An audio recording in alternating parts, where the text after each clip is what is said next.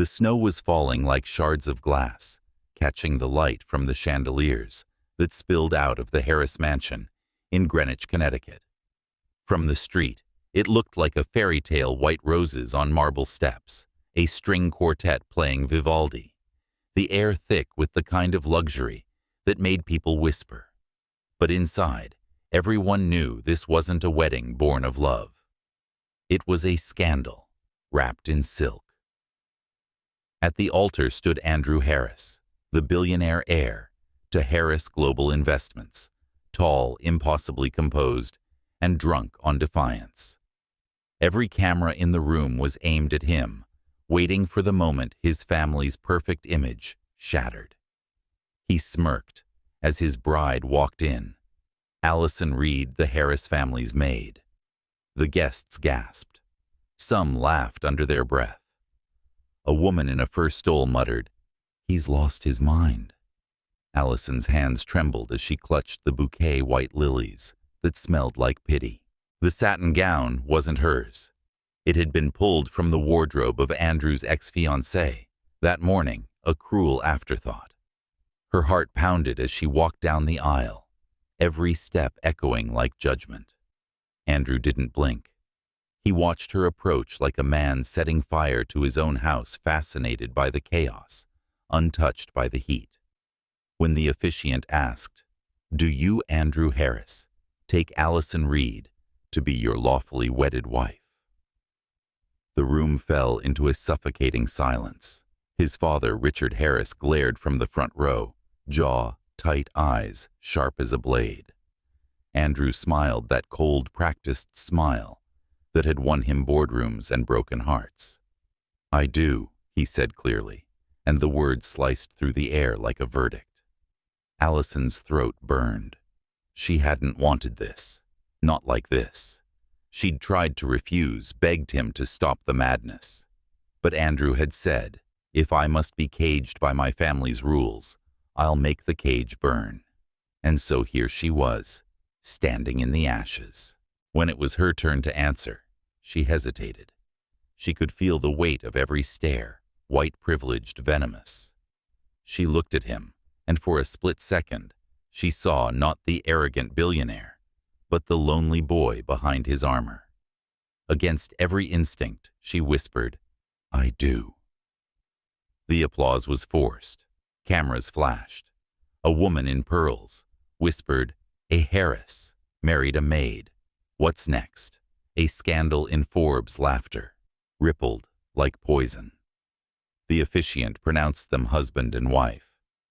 Andrew leaned in, brushed her lips, not a kiss, but a performance.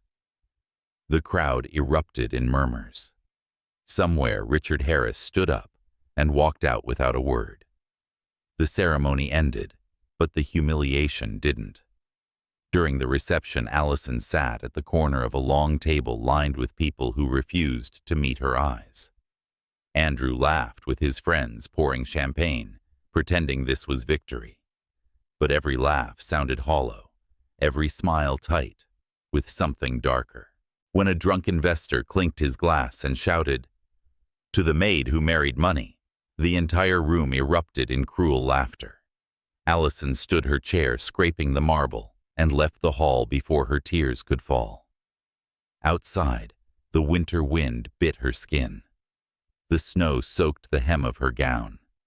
She looked up at the house behind her, the mansion she had cleaned, polished, and prayed in.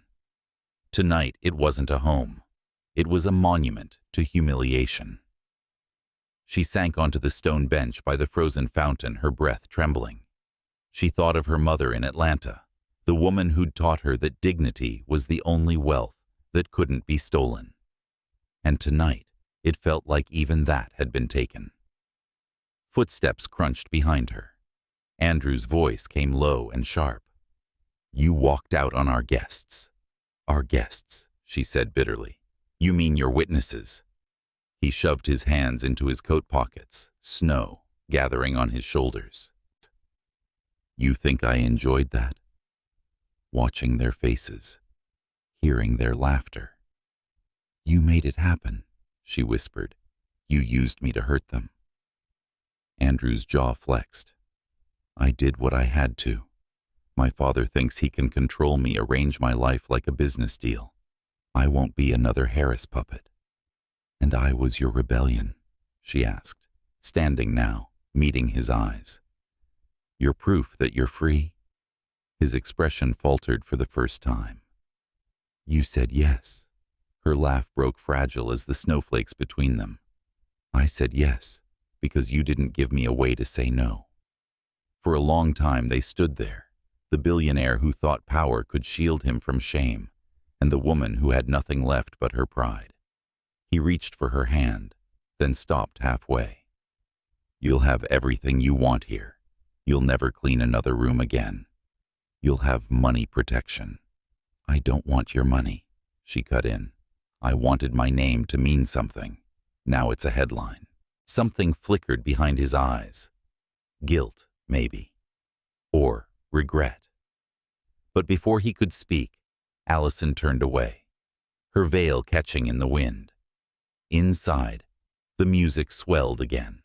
Another toast, another laugh, another crack in the facade of the Harris family. Andrew went back inside, shoulders squared, playing the role he'd written for himself, the rebel son, the destroyer of his own legacy. But every time he saw the empty chair beside him, the champagne tasted more like ashes. Upstairs, Allison stood before the mirror in the guest room, her reflection fractured by the light of the chandelier. She pulled the pins from her hair one by one, letting the curls fall over her shoulders. Her eyes were red, but behind the sorrow burned something fierce, something unbreakable. She whispered to herself, barely audible, "They think I'm small. They think I'll disappear. But this isn't the end of me. It's the beginning." Outside, the last guests left. Snow covered the tracks of their expensive shoes. The Harris estate returned to silence, save for the faint hum of city lights in the distance. In the master suite, Andrew loosened his tie, staring out the window toward the frozen lake. For a man who had everything, he'd never felt emptier. His rebellion had a heartbeat now, one that trembled and bled and breathed in the same house as him. He didn't know it yet, but that night, the night meant to humiliate her, would be the beginning of his undoing. And somewhere down the hall, Allison lay awake, hands clasped, whispering a prayer, not for love, but for strength. Because deep down she already knew the truth. When a woman has nothing left to lose, she becomes the most powerful person in the room. And one day, Andrew Harris would realize that too. But by then, it might be too late.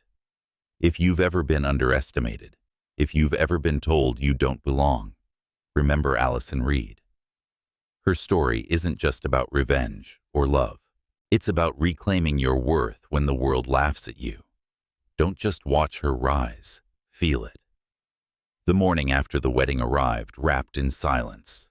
The snow that had fallen through the night now lay like a burial cloth over the Harris estate, muffling every sound, softening even the cruel edges of the mansion's marble walls.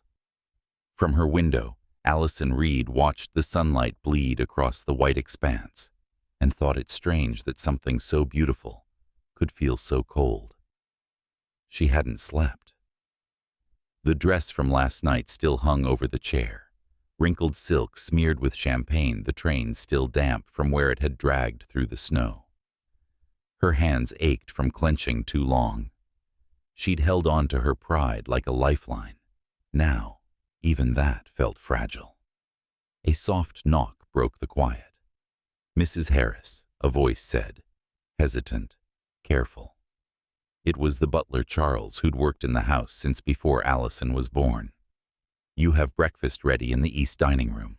Mr. Harris asked that you join him." She hesitated on the word Mrs. Harris. It didn't sound like her name. It sounded like a sentence. When she entered the dining room, Andrew was already there, sleeves rolled up, coffee in hand, reading something on his phone. The morning light made his hair look lighter, almost gentle, but his eyes were sharp and unreadable. "Good morning," he said without looking up. She sat at the far end of the long table where the silverware gleamed too brightly. "Is that what this is now? A normal marriage?" Coffee and small talk after a public humiliation, his phone lowered. For the first time since the wedding, his expression softened. "I didn't mean for last night to go that far." Allison let out a dry laugh. "You didn't mean to destroy what little respect I had left." He sighed, leaning back in his chair. "I did it to make a point." To whom, she asked. "Your father, your friends, or yourself?" The question landed between them like a knife. He didn't answer. Instead, he took a sip of coffee and said quietly, "You're safe here. Whatever happens outside this house, they won't touch you." She stared at him, the man who'd used her pain to declare his independence. "You think safety erases shame?" When he looked at her again, there was something unsteady in his gaze, a flicker of guilt that refused to die. "Allison," he said her name, careful, almost foreign on his tongue. "I know you don't believe me, but I didn't marry you out of hate." "No," she said softly, "you married me out of pride, and pride, Mr. Harris, has a cruel appetite." She stood before he could respond. "If you'll excuse me, I'd rather eat alone."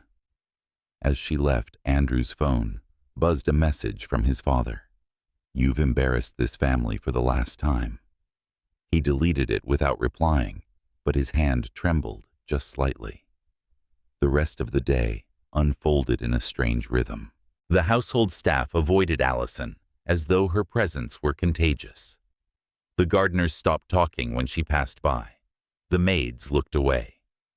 By afternoon, she found herself wandering the quiet halls she'd once cleaned, now stripped of belonging. She entered the library, a cathedral of oak and leather sunlight, filtering through stained glass windows.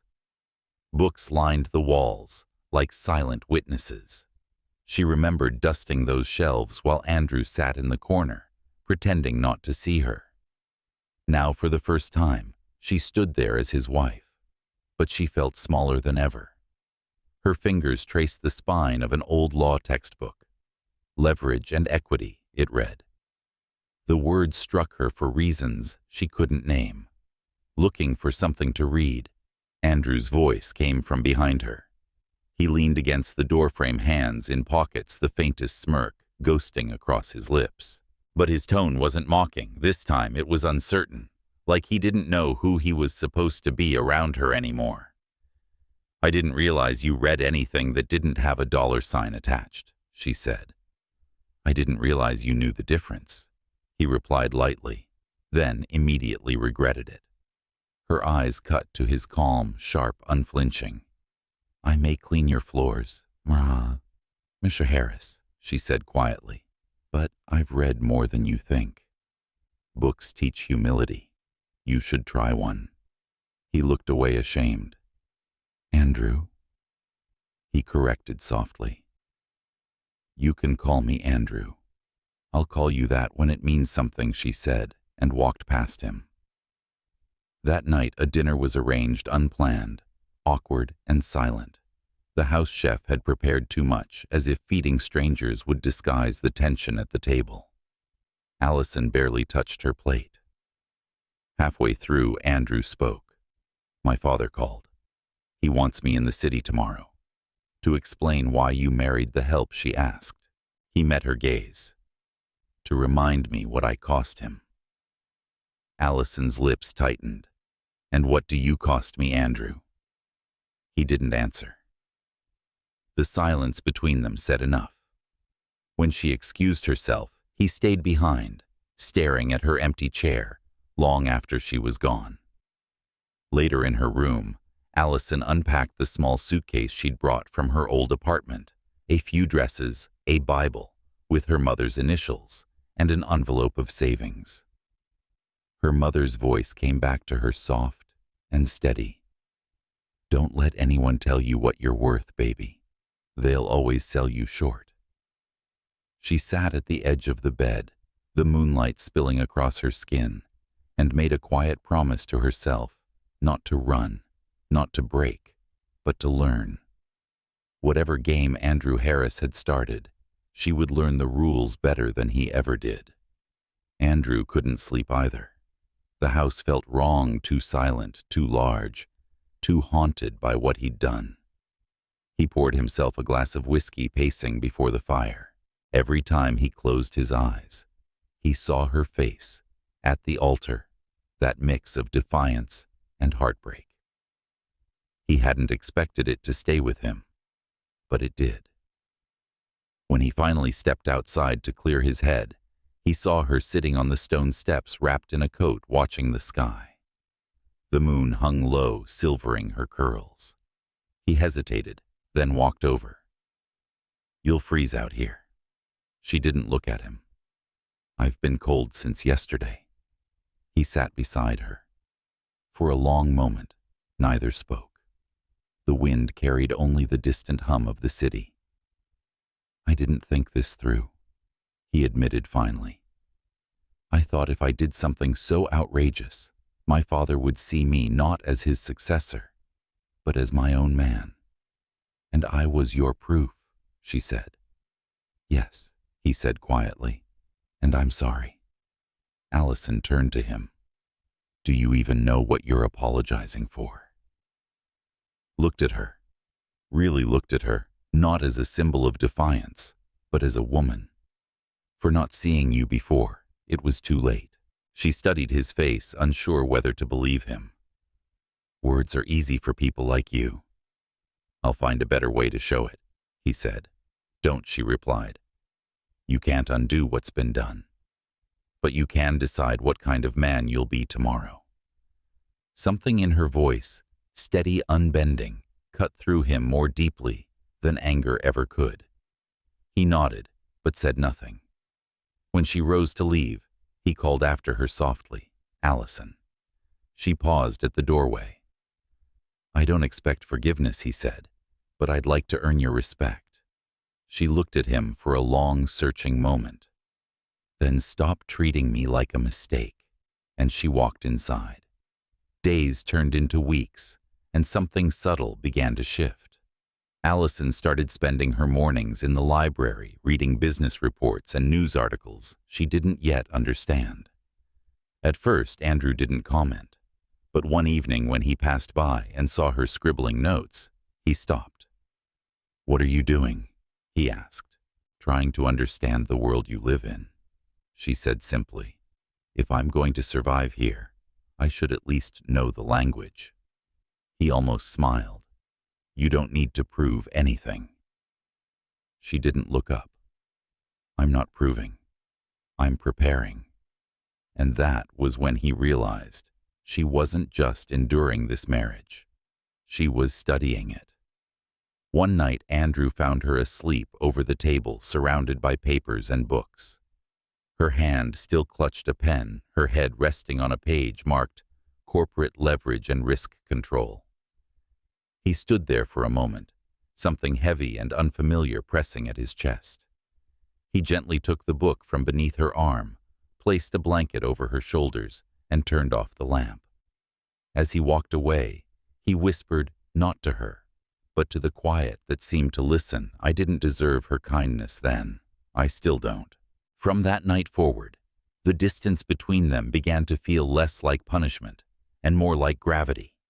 Quiet, inevitable, drawing them closer without either of them realizing it. But somewhere beyond those warm lights and soft silences, Richard Harris was already moving his pieces. The world outside their fragile peace was watching, and soon both of them would learn that love inside the walls of power is never simple. It's a war that demands more than either of them had ever known. The first signs of thaw came days later, though winter hadn't left the Harris estate yet. The snow outside began to soften, melting into thin silver threads that slid down the glass panes. Inside the mansion felt alive again, not with warmth, but with quiet movement, a rhythm between two people who didn't yet know what to do with their growing awareness of each other. Allison Reed no longer moved through the halls like a ghost. She had begun to reclaim her space not loudly, but with a calm kind of defiance. She read in the library every morning, her notes slowly filling pages of a worn journal. She didn't touch the rooms that used to remind her of servitude. She let them gather dust. Andrew Harris noticed. He noticed everything now. The way she brushed a stray curl behind her ear when she concentrated. The way she didn't look away when he spoke, even when his words were careless. The way she never once asked him for anything, not comfort, not forgiveness. That restraint fascinated him more than anything money had ever bought. One evening, after a long day of board meetings and family calls that ended in sharp words and slammed doors, Andrew found her in the conservatory. The place smelled faintly of jasmine, and she sat by the old piano, her fingers ghosting over the keys without pressing down. "I didn't know you played," he said from the doorway. She turned slightly startled. "I used to. My mother taught me on Sundays before church." He stepped inside. "You stopped." Her eyes lingered on the instrument. It didn't seem like something a maid should do. Andrew leaned against the wall. "You're not a maid anymore." Allison's lips curved slightly, not quite a smile. "No. Now I'm a scandal."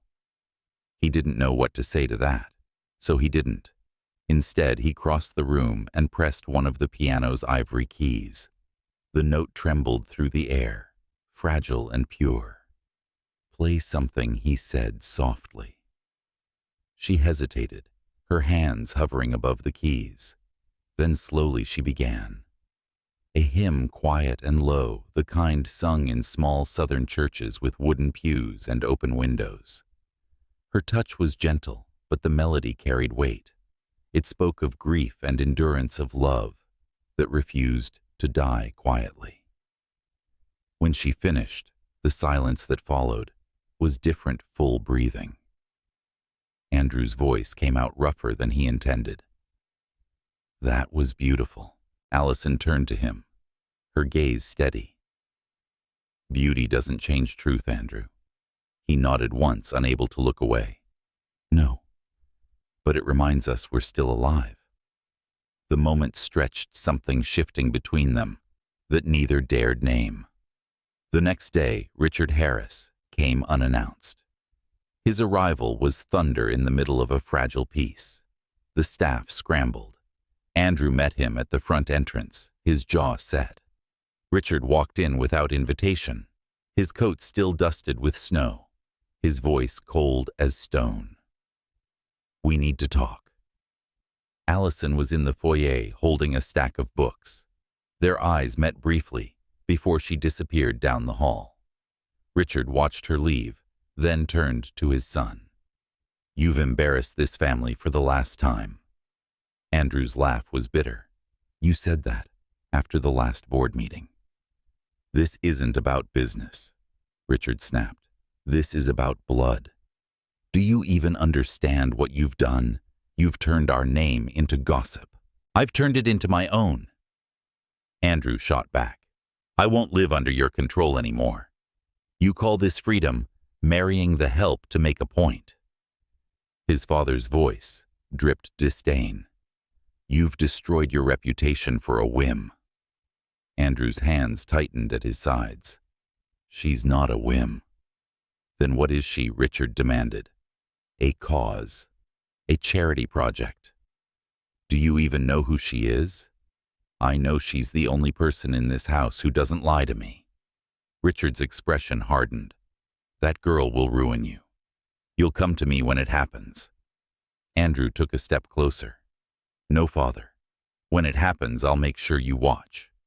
Richard's eyes narrowed. "Then you're already lost." He turned and walked out, leaving the echo of old power behind him. From the top of the staircase, Allison had heard every word. She stayed there, heart hammering, her hands gripping the railing. She had wanted to hate Andrew's father, but the truth was, his words burned because they reflected the very doubt she carried in her own heart. That night, Andrew didn't join her for dinner. She didn't wait. The distance between them returned thin, but sharp like glass. A week later, the city called Andrew back. "Business," he said.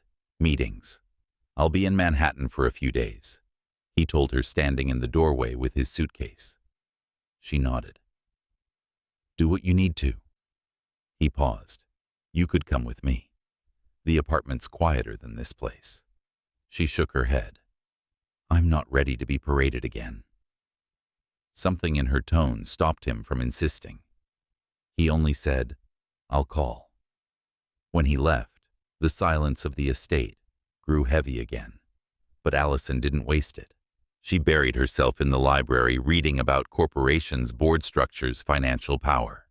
Words that once belonged to men in tailored suits now began to form sense in her mind.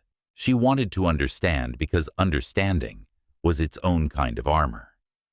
One evening, as the snow melted into rain, she found an envelope on the library desk. It was addressed to her in Andrew's handwriting. Inside was a single line: "You were right about pride. I'm learning what it costs." Below it, a folded paper, a deed.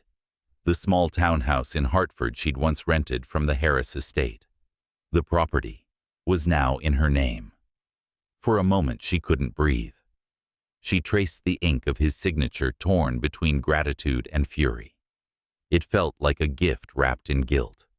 She set it aside. "I don't want pieces of your conscience," she whispered. "I want my dignity back." 2 nights later, she received a call from the city. It was Monica Davis, her old college friend, now a lawyer in Manhattan. Allison Reed, Monica said, half laughing, half incredulous. "Tell me I didn't just read your name in the Wall Street Journal." Allison groaned. "What did it say this time?" "That your husband pulled the Harris accounts out of several family ventures." "You're apparently the reason." "I didn't know," she admitted.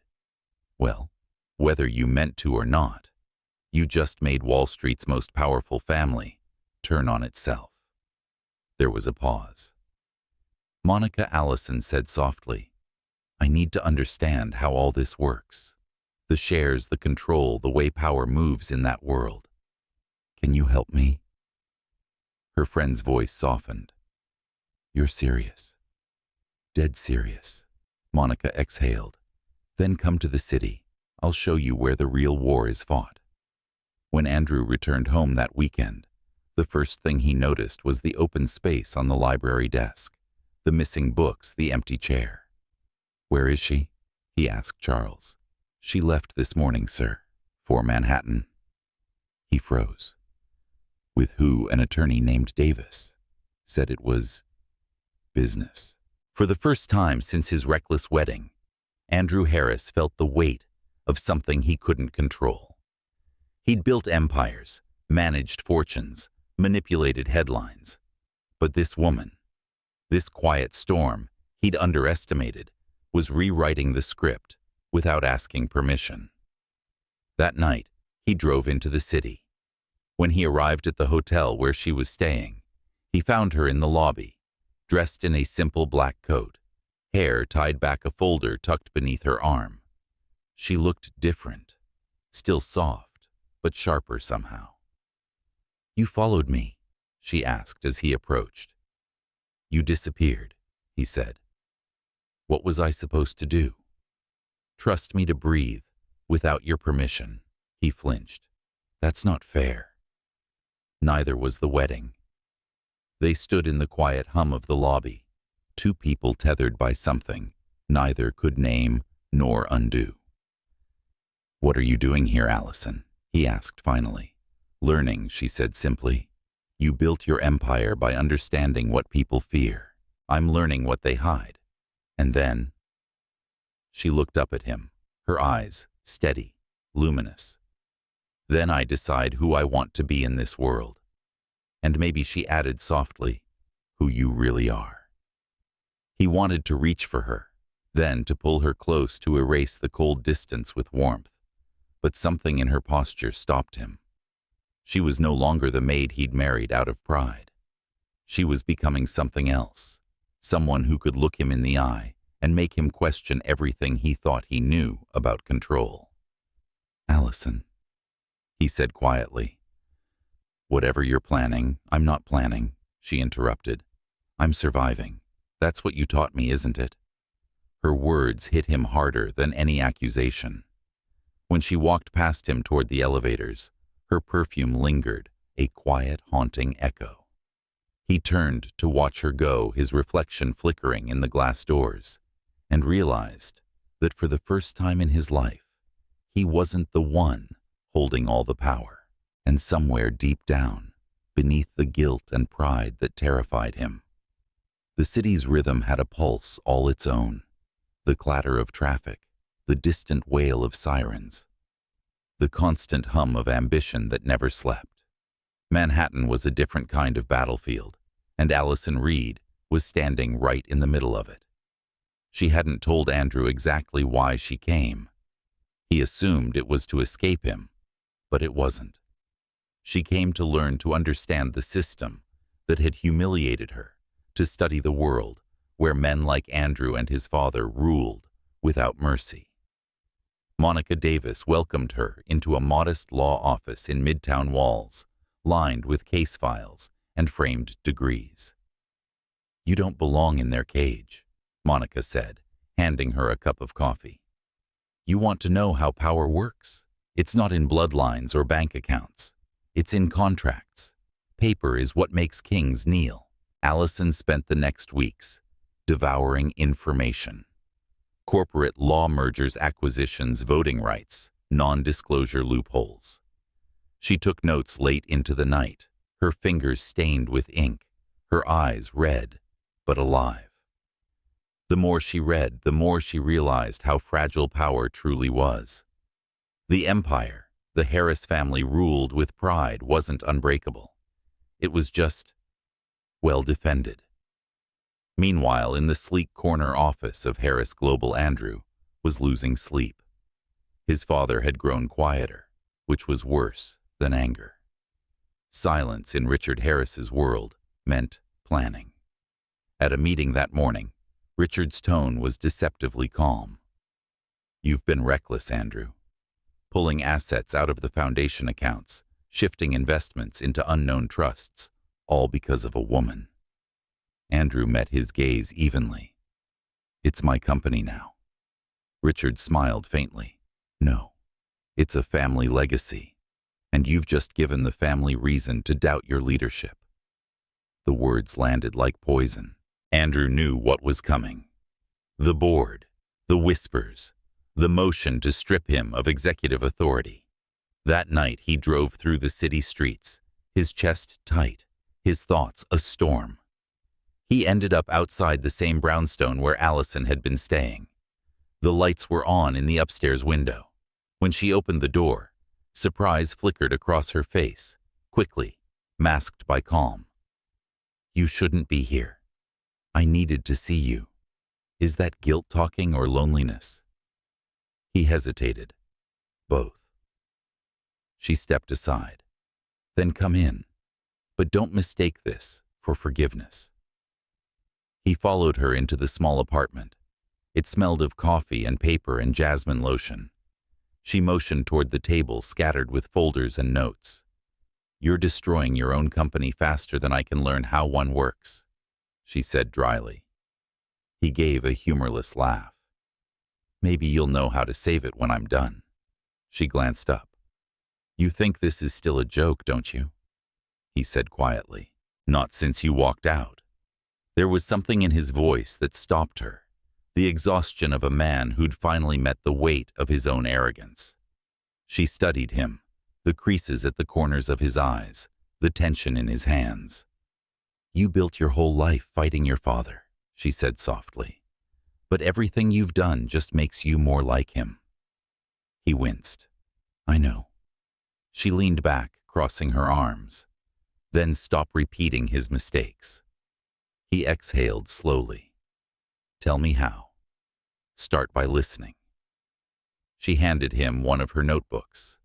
Inside were detailed notes, financial loopholes, ownership structures, and in bold letters, independent leverage points, minority shareholders' power. He scanned the pages, stunned.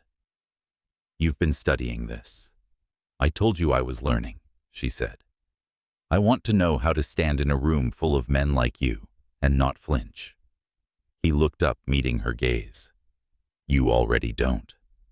She blinked, caught off guard. He closed the notebook, his voice low. "You don't need to learn how to fight. You already are." For a moment, the air between them thickened with something unspoken. Then she turned away, breaking the spell. "I'm doing this for me, Andrew. Not for you. Not for revenge." "I know," he said, almost a whisper, "but it still makes me want to be better."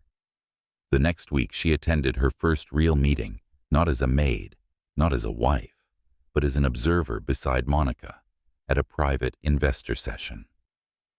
The men barely noticed her at first.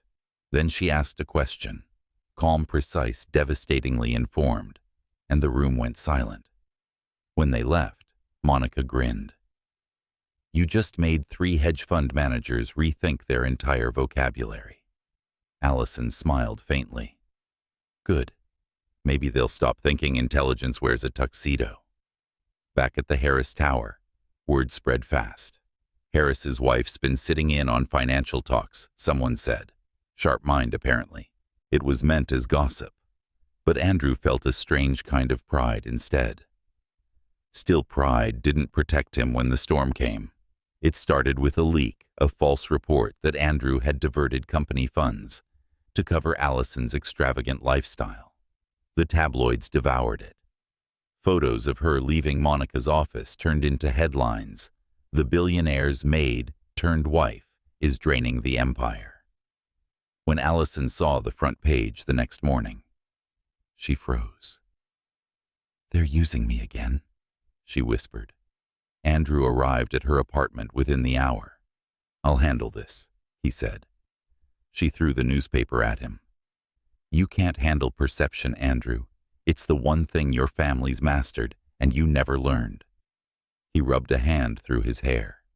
"You think I planted this?" "No," she said softly. "But your silence gave them permission." Her words hit harder than accusation, because she was right. Later that night, she appeared at Harris Tower unannounced. She walked into the boardroom mid-meeting dressed in black, her presence commanding silence. The men looked up startled. Richard Harris was at the head of the table. "Mrs. Harris," he said coolly, "this is a private discussion." "About me," she said, "so I thought I'd attend." Richard's lips curved faintly. "You're out of your depth, my dear." She placed a folder on the table. Documents. Monica had prepared records proving the smear campaign was traced to one of Richard's media subsidiaries. Andrew's father's smile faltered. "Where did you get this?" "I learned to read between the lines," she said evenly. The board members shifted uncomfortably. One of them cleared his throat. "If these documents are accurate, they are," she interrupted. "And if you care about this company's integrity, you'll stop letting a bitter old man weaponize its name for his ego." A long silence followed. Then slowly one of the senior directors nodded. "She's right." Richard's face darkened. "You think you can waltz into my boardroom and speak like that?" Allison met his gaze without fear. "I didn't come to speak. I came to be heard." She turned to leave, but paused by Andrew's chair. "You wanted to prove you weren't your father. This is your moment, Andrew. Choose which man you'll be." Then she walked out the doors, closing behind her with quiet finality. That night the city felt different. The snow had stopped, replaced by a fine mist that glowed under the streetlights. Allison walked along Fifth Avenue, her heels clicking softly against the pavement. For the first time in months, she felt taller, not because the world respected her, but because she finally respected herself again. Back at the mansion, Andrew sat alone in his study. The board had voted to suspend his father temporarily. His own position was secure for now, but nothing about it felt like victory. He picked up his phone, staring at her number. He wanted to tell her what she'd done, how the room had turned because of her words, how he'd finally seen what leadership really looked like, and it wasn't him. It was her. But he didn't call. He knew that if she was going to come back, it couldn't be because he asked. It had to be because she chose. And somewhere in the quiet of her small apartment overlooking the city, Allison looked out at the skyline, the towers gleaming like promises, and whispered to herself, "I'm not done yet." For the first time, she wasn't thinking about surviving the Harris name. She was thinking about rewriting it. The morning light spilled over the city like a slow confession. It poured through the tall windows of the Harris Tower, touching the glass and steel that had been built on generations of wealth, and lately, on silence. Andrew Harris sat in his office staring at the skyline he'd once ruled over so easily. Somewhere between his father's downfall and Allison's quiet defiance, that empire had started to look less like a legacy and more like a question he couldn't answer. He hadn't spoken to her in a week. Not since that boardroom confrontation, the moment she'd stood there calm and fearless, while his father's empire cracked around her words. He'd wanted to follow her out that day, to tell her that what she did was extraordinary, that she'd changed something in him. But pride kept him in that chair. Pride and fear, his oldest habits. Now the papers on his desk whispered reminders of everything that was slipping. Headlines, numbers, unsigned letters. But beneath the noise, one thought persisted: she had been right. Power wasn't just inherited, it was earned and sometimes stolen by the ones who refused to be small. Across the city, Allison Reed sipped her coffee in the small apartment she rented from a retired teacher in Brooklyn Heights. The walls were lined with second-hand books, the air warm with morning sunlight. It was quiet here. Honest. She liked that. For the first time in months, no one whispered her name like a scandal. She'd returned to her world of simplicity, but even peace felt strange after tasting fire. Monica dropped by before noon, carrying a laptop and 2 sandwiches. "You made the Times again?" she said, placing the newspaper on the table. Allison sighed. "Should I even ask? Apparently you're the unexpected voice of reason in the Harris dynasty." Monica grinned. "They're calling you the calm before the corporate storm." Allison shook her head. "They love turning people into headlines. They don't care who gets burned." Monica studied her. "You know, for someone who says she hates power, you handle it pretty well." "I don't handle power," Allison said quietly. "I survive it." Monica sat beside her. "Surviving it is how most people start. But maybe it's time you stop surviving and start steering." The words lingered long after Monica left. Allison looked out at the skyline, the same towers that had once caged her. Maybe Monica was right. Maybe surviving wasn't enough anymore.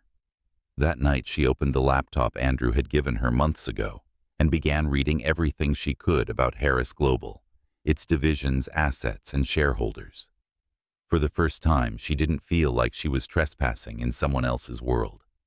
She was taking back what had been used to humiliate her. By midnight, she had found something buried in an old financial disclosure, a fund registered under a shell company connected to Richard Harris.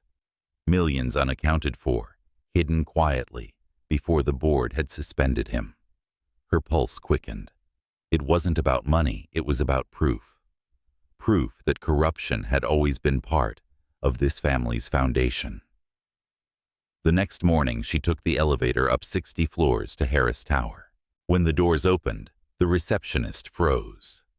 "Mrs. Harris, Ms. Reed." Allison smiled faintly. "Either works. I wasn't told you were coming." "Good," she said. "Then no one will expect what comes next." She walked straight to Andrew's office, heels sharp against the marble floor. He looked up as she entered, surprise flickering across his face before it settled into something more careful. "Allison," he said slowly, "you shouldn't be here. Neither should your father's ghost," she replied, setting a file on his desk. "But here we are." He frowned, opening the file. Inside were copies of the transactions, the offshore accounts, the signatures. "Where did you get this?" he asked. "From a trail your father thought no one would follow." His eyes darkened as he skimmed the pages. "If this is real?" "It is," she said. "And if you don't act, someone else will. The press, the SEC, or worse, the people who already hate your name." Andrew leaned back, rubbing his temples. "You realize what this means? He'll come after both of us." She met his gaze. "Then let him. I stopped running the night you married me." The room fell silent except for the hum of the city below. He studied her, the calm in her eyes, the fire that had once terrified him. "You didn't have to do this," he said finally. "I didn't do it for you," she answered softly. "I did it so no one could ever call me your mistake again." Something inside him cracked, then quietly, invisibly. He stood moving around the desk until he stood in front of her. "You never were," he said. "You were the only thing I ever did right." For a moment, the world between them softened. Then she stepped back. "Save your words, Andrew. You'll need them for the board." By the time the meeting began that afternoon, rumors had already started. The directors sat stiffly waiting for the explosion. Richard Harris entered last, polished and smiling, as though nothing in the world could touch him. "Let's begin," he said smoothly. "I assume this is about the restructuring." Andrew stood. "It's about what you've been hiding." The file landed on the table with a sound that echoed. The directors leaned forward, whispers rising. Richard's smile didn't fade, but his eyes sharpened. "Where did you get that?" Andrew met his gaze. "From someone who believes in this company more than you ever did." As the details were read aloud, the tension thickened. The shell accounts, the transfers, the silent theft. By the time it ended, the board was no longer whispering, they were glaring. Richard rose slowly, his voice low. "You think this will save you? You're still my son." Andrew's jaw tightened. "Then maybe it's time I stopped being." Allison watched from the corner of the room. She'd said she wouldn't intervene, but her hands trembled anyway. This wasn't revenge. It was truth laid bare, and it hurt to see the cost of it on Andrew's face. When the vote came, it was unanimous. Richard Harris was permanently removed from the company. As the room emptied, the old man paused by the door, his eyes locking with hers. "You," he said softly, venomously, "were the beginning of his ruin." She didn't flinch, or the reason he still has a soul. After he left, Andrew turned to her. "You didn't have to stay. I wanted to see if you'd finally fight for something that mattered," she said. He exhaled, a sound half relief, half exhaustion. "And did I?" She looked at him for a long moment. "You're learning." That evening they drove out of the city together. The air was heavy with unspoken things. The car moved through winding roads until it reached the old Harris estate. The snow had melted into earth, the gardens brown and waiting. Inside, the house felt smaller. Andrew walked through it like a man, meeting his past, touching the walls, the furniture, the ghosts. "I used to think this place meant everything," he said quietly. "Now I can't tell if it ever meant anything at all." Allison stood by the grand piano, running her fingers over the keys. It meant control, legacy, the illusion of permanence. He looked at her. "And what does it mean to you now?" She pressed one key, letting the sound linger. It's just a house. The people inside it made it a story. He moved closer. Then tell me how to rewrite it. She turned to him, her voice steady. Not with words, with actions. For a long moment, they simply stood there, two people who had destroyed each other, and somehow were still standing. Andrew reached out, brushing a strand of hair from her face. You should hate me. Maybe I did, she said softly. But hating you would mean I still live by what you did to me. And I'm done living small.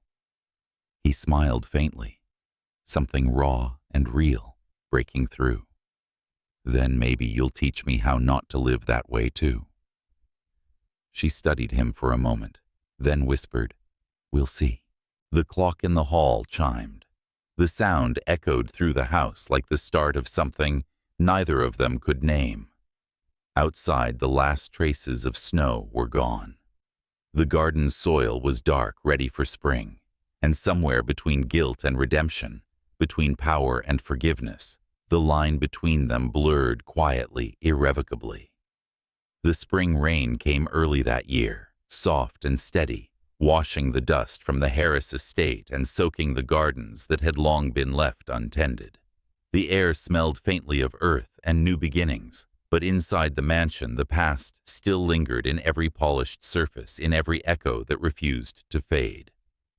Allison Reed stood by the tall windows of the study, her gaze lost in the drizzle outside. It had been weeks since Richard Harris's removal from the company, weeks since that boardroom storm had shifted everything. Yet peace had not followed victory. Silence had. Heavy, uncertain silence. She heard Andrew's footsteps before she saw him. His reflection appeared in the glass sleeves' rolled-up eyes, shadowed with exhaustion. He had aged years in weeks. Power was a cruel inheritance. You haven't been to the office, she said without turning. He hesitated. They don't want to see me. The investors call me the son who tore down the house to kill the rats. She turned then, her expression calm but firm. You didn't tear it down. You cleaned it. He gave a short, tired laugh. You make it sound noble. But Harris Global is bleeding Allison. The stock dropped 20% this month. Every headline says, I'm unfit to lead. She crossed the room slowly. Maybe they're right. Maybe leadership isn't about saving what was. It's about building what should have been. He looked up at her, something sharp flickering in his eyes. You really think there's anything left to build? She didn't flinch. Yes, but not alone. For a long moment, neither spoke. The distance between them was more than space. It was history, regret, pride. And yet there was something unbreakable threaded through it all. Something that had kept them circling each other, even when they were meant to destroy. Andrew broke the silence. You said once that beauty doesn't change truth. Maybe that's what I'm realizing now. This empire, it was built beautifully, but on lies. Allison's voice softened. Then start with truth. He met her eyes. Help me do it. She hesitated, not out of doubt, but out of the quiet fear that saying yes would mean stepping back into a world that had once humiliated her. But when she looked at him, she didn't see the man who'd used her pride as a weapon. She saw the man trying to unlearn his inheritance. All right, she said finally, but if I help, we do it my way. He smiled faintly. I wouldn't dare tell you otherwise. By the following week, she was at the Harris Tower again, no longer as an outsider, no longer the whispered scandal in the corner. She entered the building with her chin high, her presence turning heads, not out of gossip, but out of curiosity. The staff had changed their tone. The new whisper in the halls was, She's the one saving us.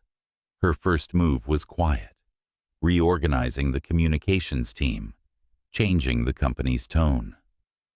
Stop speaking like kings, she told them. Speak like people. Then she worked with the compliance department auditing every contract Richard Harris had ever signed. The deeper she dug, the clearer it became. Corruption didn't live in a single person. It lived in a culture that rewarded fear. Andrew watched her from his office more than once, sleeves rolled up, hair falling loose, as she argued her way through meetings with the board. She was relentless, but measured fierce without cruelty.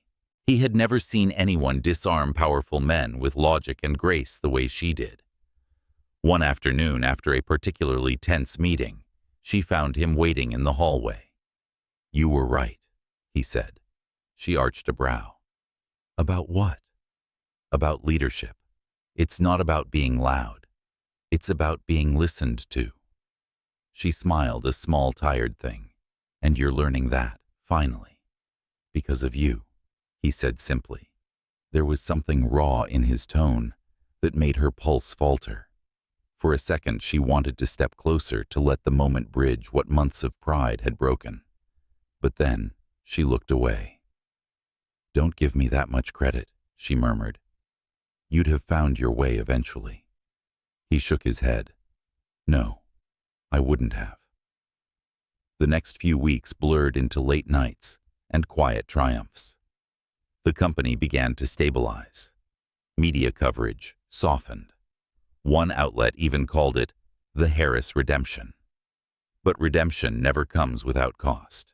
One evening, as they reviewed quarterly reports in his office, Allison noticed a new name on the investment sheet's Vanguard Atlantic Group. She frowned. "Who are they?" Andrew's expression shifted. "Private equity firm. They've been circling for months. They offered to buy a controlling stake if things got worse. And you didn't tell me. I didn't think they'd actually move so fast." Her voice grew sharper. "They don't want to invest, Andrew. They want to own you." He sighed. "I can handle them." She stood, crossing her arms.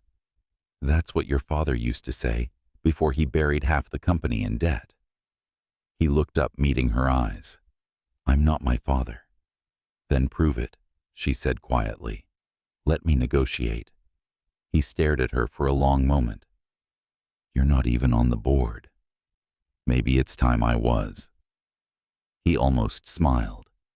"You'd terrify them. That's the point." The negotiation took place 3 days later in a glass-walled conference room overlooking the Hudson. The executives from Vanguard arrived, 4 men in perfect suits and patient smiles, the kind that hid knives behind politeness. Andrew introduced her formally. "This is Allison Reed, special advisor to Harris Global." One of the men raised a brow. "Mrs. Harris." She didn't flinch. Just Allison. The meeting began smoothly, but tension simmered beneath every offer, every clause. When one of the executives implied that the company's recent scandals made outside leadership essential, she leaned forward, voice calm but cutting. "You mean the scandal where a woman exposed corruption and helped rebuild a billion-dollar empire?" she asked. "I'd call that leadership, not liability." The man blinked. "I meant no offense." "Good," she said, "because the only thing worse than being underestimated is being bored." By the end of the meeting, Vanguard's proposal had been reduced to ash.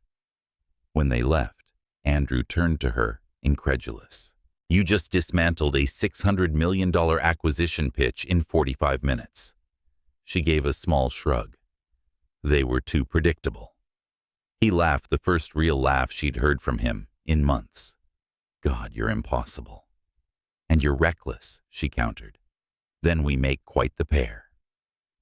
That night, after the building emptied and the city lights began to pulse against the glass, they lingered in his office. The air hummed between them. The tension of 2 people who had spent too long orbiting each other, too afraid to collide.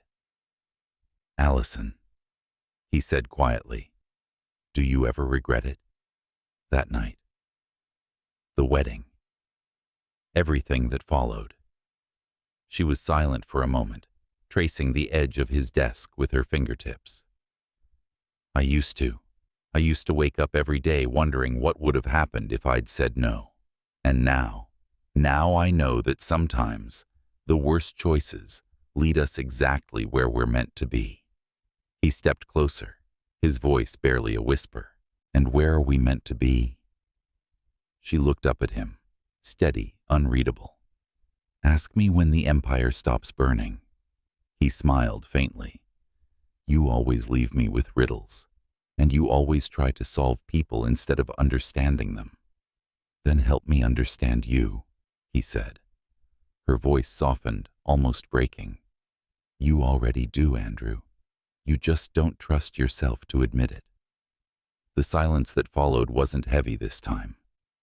It was full alive with something unspoken, inevitable. He reached for her hand, and for the first time she didn't pull away. The rain outside deepened into a storm tapping against the glass, in frantic rhythm.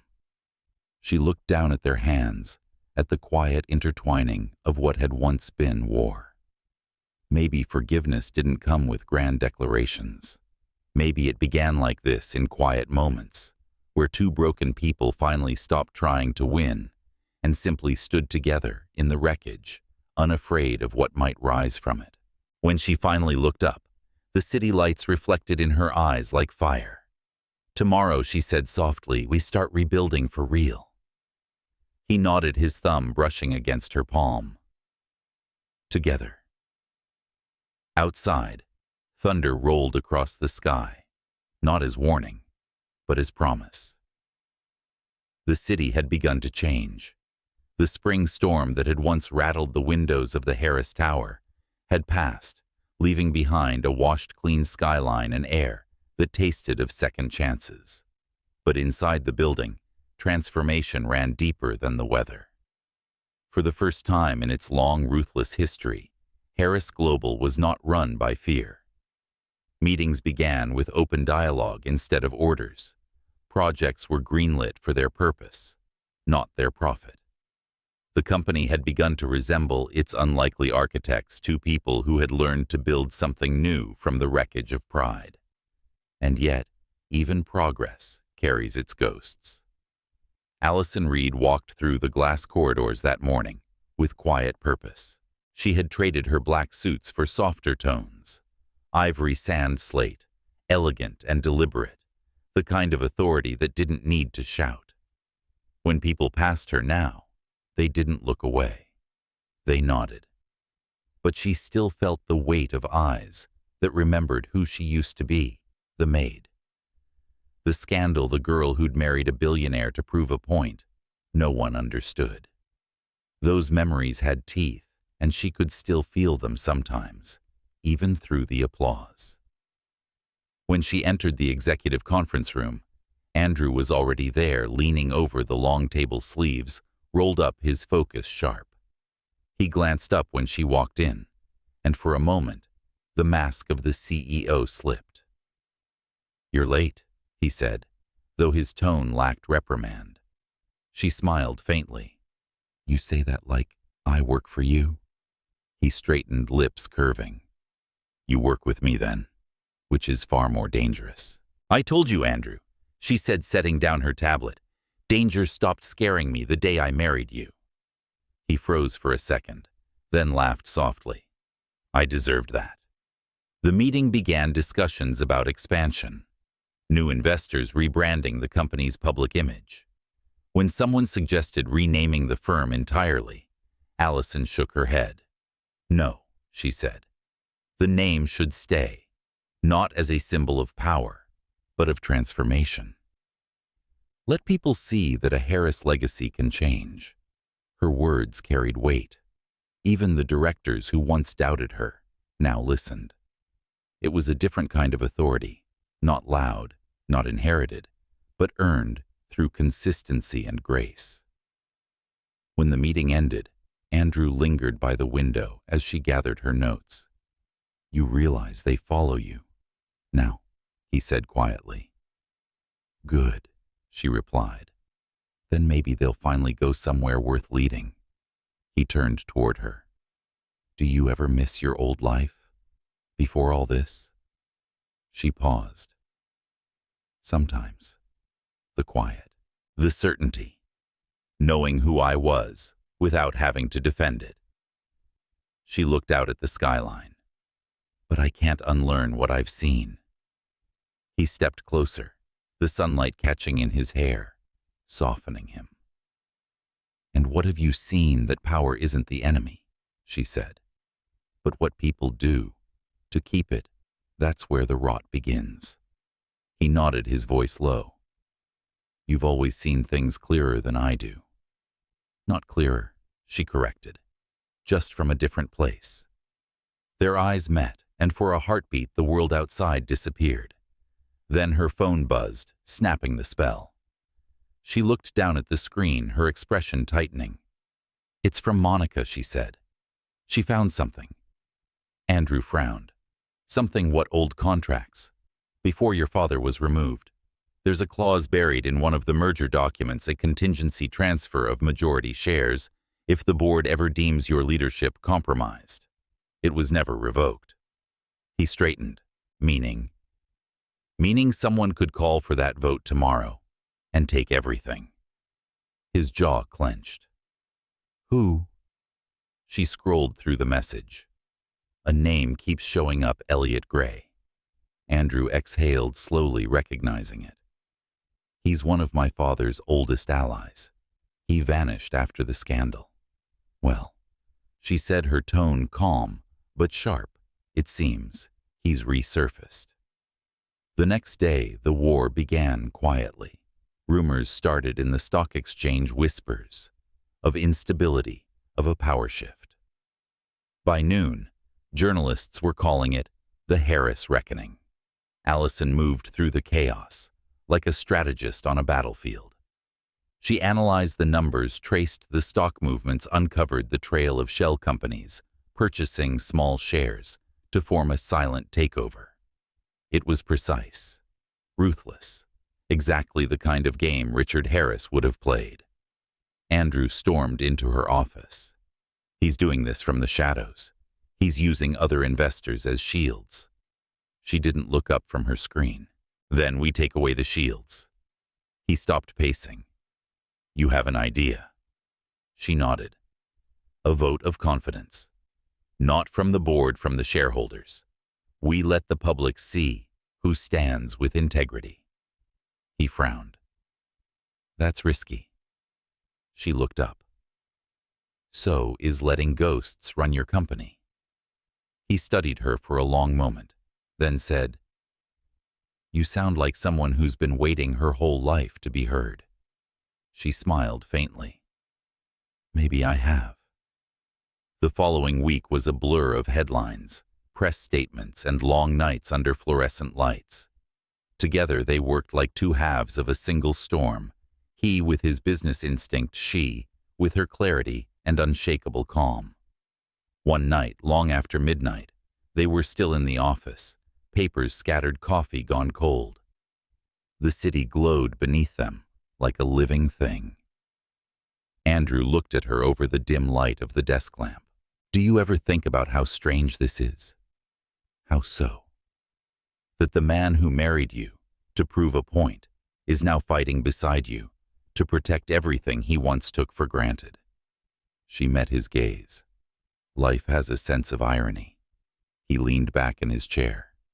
I don't think I've ever told you this, but you don't have to, she interrupted gently.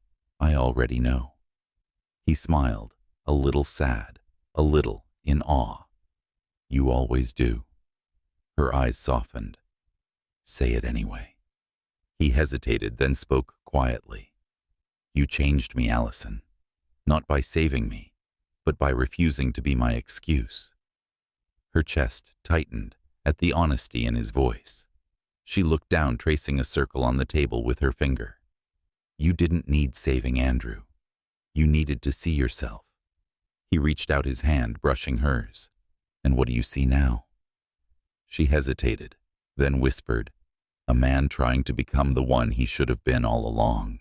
For a long moment they stayed like that, silence, thick with what neither of them could name. Outside, the rain returned, tapping gently against the windows, like a rhythm, too old to forget. The next morning, they held the vote.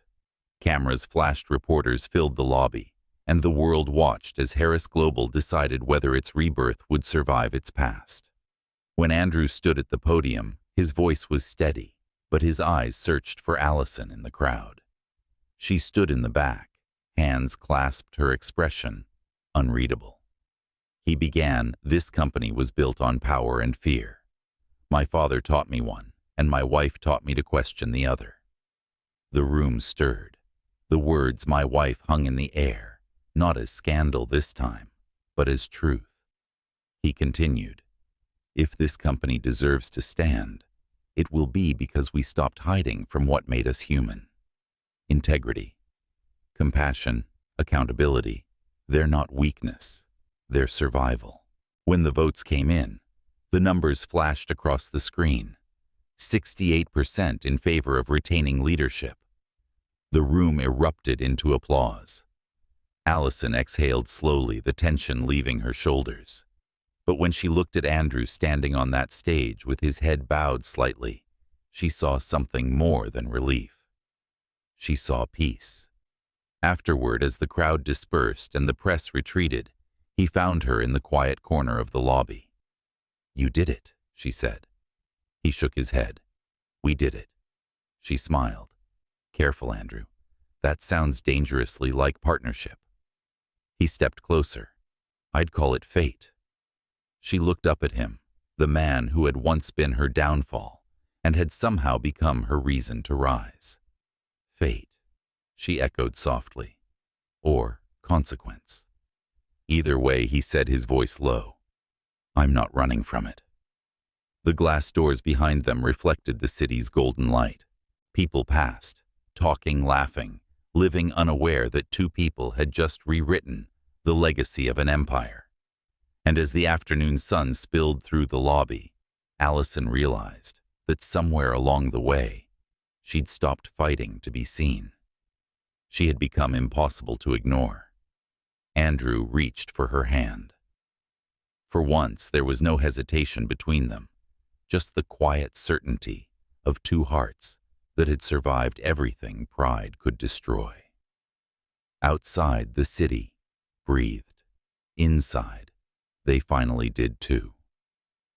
The summer sun rose over Manhattan like gold, spilling across glass, warm, deliberate, unhurried. The city was awake, alive, and healing, just like them. Months had passed since the vote that saved Harris Global, and though the storm had calmed, its echoes still whispered in quiet corners. But in the top floors of Harris Tower, there was no trace of the old empire's arrogance left. The marble floors that once reflected only ambition now carried the sound of laughter, collaboration, and renewal. The company was rebuilding not just its profits, but its soul. And in the center of it all stood Allison Reed, a woman who had once been invisible, now shaping legacies with a steady hand and a fearless heart. That morning she arrived earlier than usual. The air smelled faintly of coffee and paper, simple things that still grounded her even after everything. As she walked into her office, she paused by the window. From this height, the city looked softer, almost forgiving. Andrew's voice came from behind her. "I thought you weren't a morning person." She turned, smiling. He was leaning against the doorway, tie-loosened sleeves rolled up, the same man, but different somehow. The years had taught him humility. Love had taught him peace. Some mornings, she said, "I like watching the world before it remembers how cruel it can be." He stepped closer, his tone lighter. "The world's been kinder lately, or maybe it's just you changing it." She tilted her head. "Flattery before breakfast. You're getting soft." Soft. He smiled, resting his hands on her desk. "No, just grateful." The silence between them was familiar now, not the awkward quiet of pride, but the comfortable one of understanding. He studied her for a moment. "There's a dinner tonight, the company's 10-year charity gala. They want you to speak." She raised an eyebrow. "They want me to stand in a room full of people who once pretended I didn't exist." He shrugged. "Seems poetic." She laughed softly, shaking her head. "You always did love drama." He smiled, leaning in slightly. "Only when it ends beautifully." The gala was held that evening at the Metropolitan Museum of Art, a place where history and beauty collided beneath chandeliers of light. The room glittered with sequins champagne and conversations that buzzed like bees. As Allison stepped into the hall, every head turned. She wore a gown of deep sapphire silk, elegant, understated, but commanding. The kind of beauty that didn't scream, it lingered. Andrew was waiting near the stage, greeting guests with the effortless charm he had been born into. When he saw her, his breath caught for a heartbeat, the crowd fading around her like smoke. "You look—" He trailed off, unable to find the right word. "Different," she teased. "Unforgettable," he said simply. When her name was announced, the applause felt genuine, a rhythm of redemption. She walked up the stage, her heels steady against the marble, and faced the crowd. For a moment she hesitated. She could see them, all the board members who once doubted her, the socialites who whispered about her, the employees who had quietly admired her strength. And somewhere in the back, Richard Harris, older, smaller than she remembered, sitting alone. She began softly. "A few years ago, I was told I didn't belong in rooms like this, that my name, my background, even my skin were reasons to stay silent." She paused, her voice steady. "But silence doesn't build anything. It only protects what should have been questioned." The audience listened, still intent. "I stand here today, not because I fought harder," she continued, "but because I refused to let pain define me. I learned that power without purpose is empty, and forgiveness without strength is just surrender. We don't heal by forgetting what broke us. We heal by choosing what we become after." The applause began slowly, then grew full, warm, alive. When she stepped down from the stage, Andrew met her halfway, eyes bright with pride. "You did more than speak," he said softly. "You made them feel." She smiled. "That's the only thing worth doing."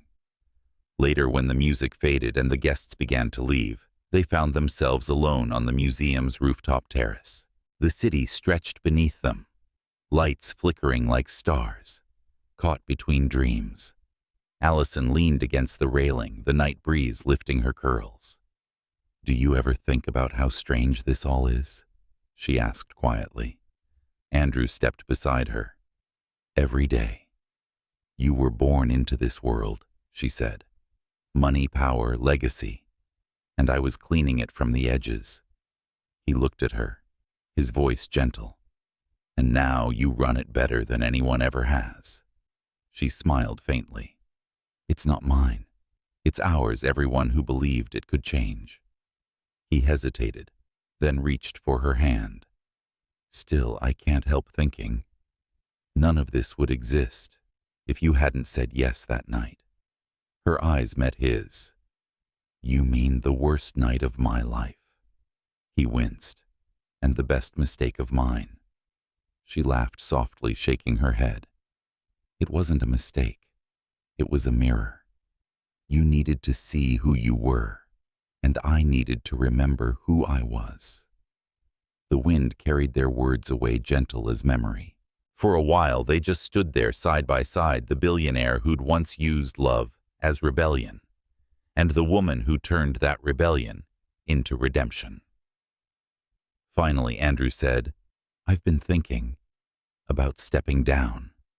She turned sharply. "What?" He nodded. "The company's stable now.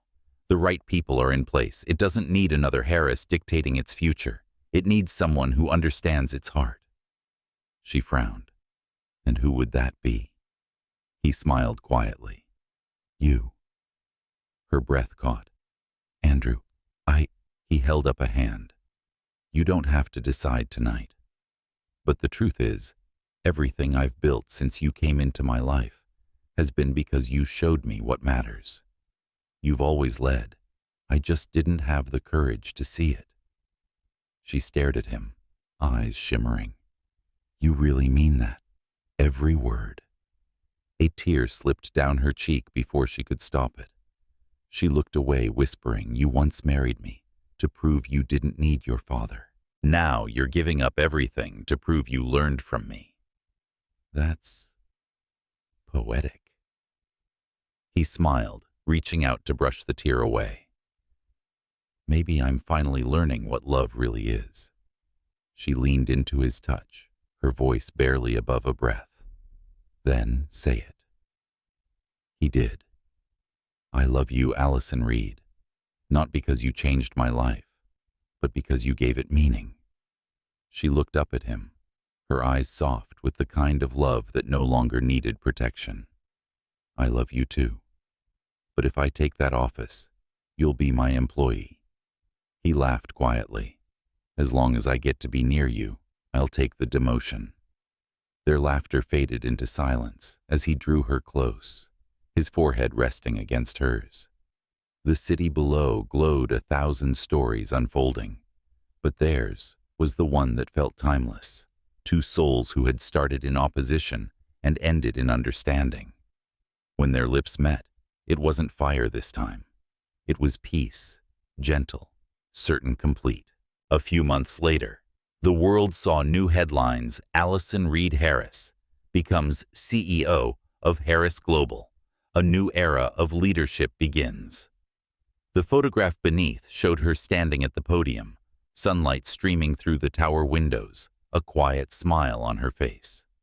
Behind her, Andrew stood off to the side, not as the shadow of power, but as its witness. And in that moment, it was clear she hadn't just rewritten an empire. She'd rewritten what love could look like. Not submission, not rescue, but mutual rebirth. That night, as the city lights danced on the Hudson, she stood on the balcony of their home, the same one where she once cried alone under falling snow. Now her arms were wrapped around Andrew's waist as they watched the skyline flicker. Do you ever think, he murmured, that maybe this was always meant to happen? She smiled against his shoulder. I don't believe in destiny, Andrew. I believe in choices. And we finally made the right ones. He kissed the top of her head, whispering, Then let's keep choosing each other. She nodded. Every day. The night stretched on, still golden, endless. The city hummed below, alive with second chances. And for the first time, Allison felt no anger, no fear, no doubt. Just the quiet certainty of love, rebuilt from ruin. Because sometimes, the most powerful thing a heart can do is forgive, not for the past, but for the future it dares to believe in. And if you're listening to this story tonight, remember, you are not what broke you. You are what you decided to become after it did. Like Allison, you rise, not to prove them wrong, but to prove to yourself that love, dignity, and forgiveness are never out of reach.